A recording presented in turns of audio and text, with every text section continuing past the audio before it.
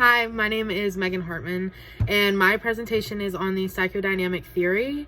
And the psychodynamic theory pretty much emphasizes on a person's psychological behavior, emotions, thoughts, and feelings. And Sigmund Freud was actually the first person to ever really study the psychodynamic theory. And when he did this, he only got a handful of patients to study on.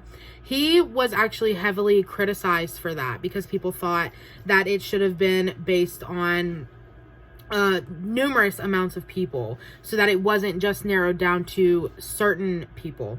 So with these few patients that he had, he made sure to get people from different backgrounds, different races, genders, different ages, and things like that, so that it wasn't just like a specific group of 30-year-olds and so on.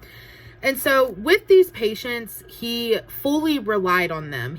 There was not much medication back then, really little to no technology that he could have used. So he relied on his patients and what they told him and what he saw of them to fully get his study going. So he came up with the fact that the psychodynamic theory is mostly focused on the person's conscience. So that has 3 levels, which is the conscience, the preconscious, and the unconscious. With that, you then come to the person's personality that also has 3 parts, which is the ID, the ego, and the superego.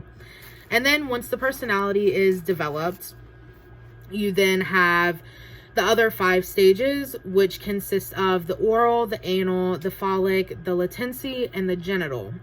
These unconscious thoughts that everyone has, we kind of push them back, but then they come to our conscious mind, which then that's when we act out the way we do, we behave the way we do, we have thoughts, feelings, and things like that because they were pushed up towards us.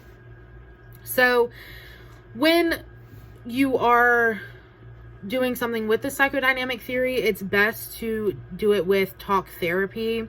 And what that is pretty much going to see a therapist. But the therapist likes to focus mostly on the person's emotions rather than their behavior, because with emotions, you can kind of track down a pattern of why you're feeling the way you do. And if it's stemming from something specific, like a certain person or a certain place, a certain situation, and things like that. And it helps them, realize and get insight on themselves so that they can help themselves. In psychodynamic therapy, best treats personality disorders, anxiety, panic disorders, and depression, things like that. But there are also many obsessive behaviors that can be linked to these illnesses.